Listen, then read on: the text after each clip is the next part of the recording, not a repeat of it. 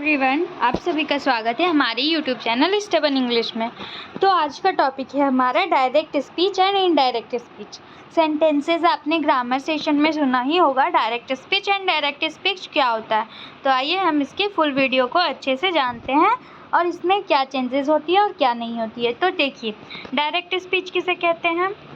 What is direct speech? Direct speech is a type of speech where the actual words spoken by a person are quoted। ठीक है, mean direct speech वो है जो actually में जिस person के द्वारा जो वर्ड्स बोले गए हैं, जो सेंटेंस बोले गए हैं, उसको दूसरे के सामने सेम उसी तरह से रख देना, वो डायरेक्ट स्पीच होता है। ठीक है, देखिए कैरेक्टराइज क्वेटेशन मार्क, इसमें क्वेटेशन मार्क होता है। ठीक है, क्वेटेशन मार्क का यूज़ होता है। The verb tense remains the same, और वर्ब और टेंस लगभग रिमेन सेम होते हैं। ठीक है, the exact words spoken are quoted and the exact word, जो वर्ड्स इसमें बोले जाते हैं वो क्वेश्चन मतलब ये क्वेटेशन मार्क के अंदर ही बोले जाते हैं। ठीक है, वो क्वेटेशन मार्क के अंदर ही रहते हैं।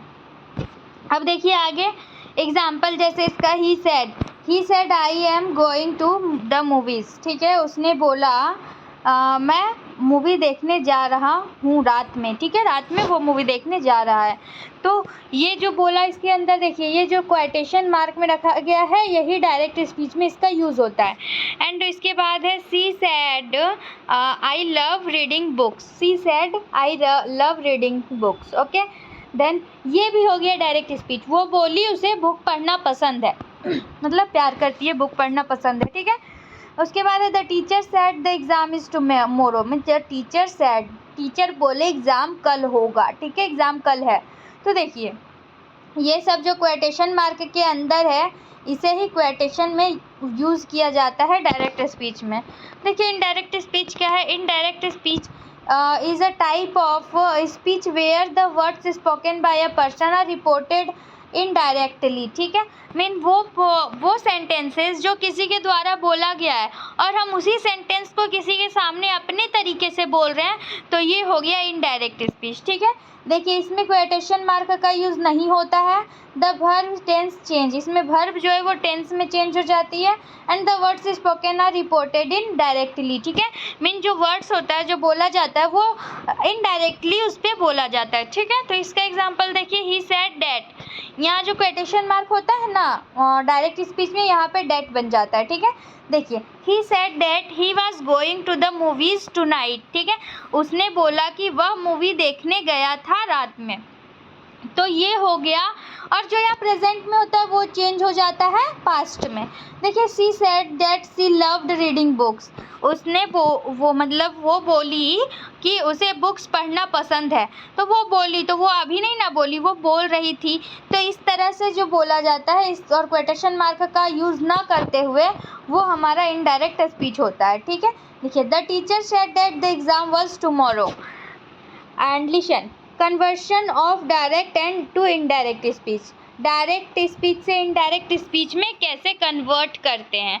तो देखिए पहला है रिमूव क्वेटेशन मार्क। ठीक है, क्वेटेशन मार्क को रिमूव कर देते हैं। चेंज द वर्ब टेंस, और जो वर्ब टेंस होता है मीन ये उसको चेंज कर देते हैं। जैसे आई एम प्रेजेंट का ही वाज यूज़ होगा। ठीक है, फिर use reporting verbs like sad, told and asked.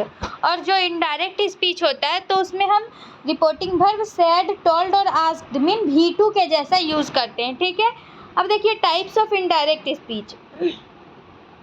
Indirect speech के कितने टाइप्स है। तो assertive indirect speech, interrogative indirect speech and imperative indirect speech. अब एजर्टिव इनडायरेक्ट स्पीच क्या है। तो देखिए reports a statement. Example, he said that he would attend the meeting.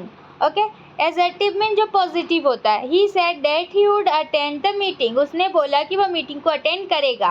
फिर सी said that she had finished her homework.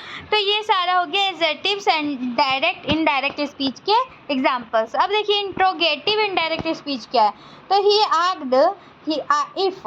देखिए जहाँ पे interrogative का आएगा ना इनडायरेक्ट स्पीच, वहाँ पे डेट नहीं लगेगा, वहाँ पे आपका इफ़ का यूज़ होगा, आई और एफ। ठीक है, तो देखिए ही आस्क्ड इफ, 1 मिनट, हाँ, he asked if I was going to the party and she asked if she could borrow my book. Okay, then ये सारा हो गया इंट्रोगेटिव इनडायरेक्ट स्पीच के एग्जांपल्स। फिर है इम्पेरेटिव इनडायरेक्ट स्पीच।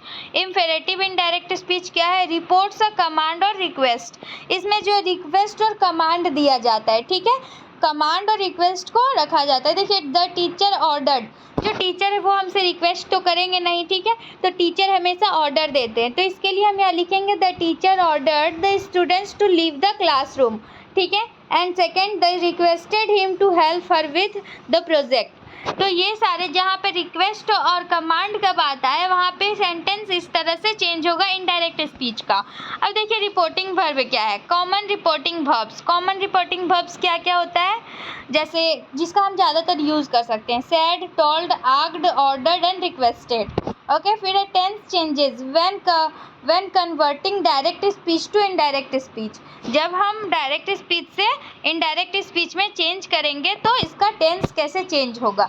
पहले इनडायरेक्ट स्पीच में सिंपल प्रेजेंट टेंस होगा, फिर वो पास्ट सिंपल टेंस में चला जाएगा इनडायरेक्ट में। ओके, फिर डायरेक्ट स्पीच में प्रेजेंट कंटिन्यूअस होगा तो इसमें पास्ट कंटिन्यूअस हो जाएगा इनडायरेक्ट में। एंड प्रेजेंट परफेक्ट होगा जब डायरेक्ट में, तो इसमें पास्ट परफेक्ट हो जाएगा। मीन जो प्रेजेंट होता है डायरेक्ट में वो इनडायरेक्ट में पास्ट में चला जाता है, ठीक है। तो आई होप आप लोगों को समझ आ रही है, और चैनल पे जो न्यू है वो चैनल को सब्सक्राइब कर दें, बेल आइकन को प्रेस कर दें ताकि फर्स्ट वीडियो की नोटिफिकेशन आप तक जाए। देखिए एग्जाम्पल्स इसका क्या है? Direct I am studying. Okay, I am studying है, ये डायरेक्ट स्पीच का है, तो यहाँ पे इनडायरेक्ट का क्या होगा? He said that he was studying, ठीक है। डायरेक्ट में I am studying and indirect में he said that he was studying. उसने बोला कि वह पढ़ रहा, ठीक है, पढ़ रहा था। और देखिए डायरेक्ट स्पीच में I have finished and here she said that she had finished. Okay, then ये हो गया हमारा डायरेक्ट से इनडायरेक्ट में किया हुआ चेंज। अब देखिए हमारा वीडियो यहीं तक का था। आई होप आप लोगों को वीडियो पसंद आई होगी और डायरेक्ट और इनडायरेक्ट स्पीच में अब कहीं भी कोई कन्फ्यूज़न ना रही हो, ठीक है। चैनल को सब्सक्राइब करना ना भूलें।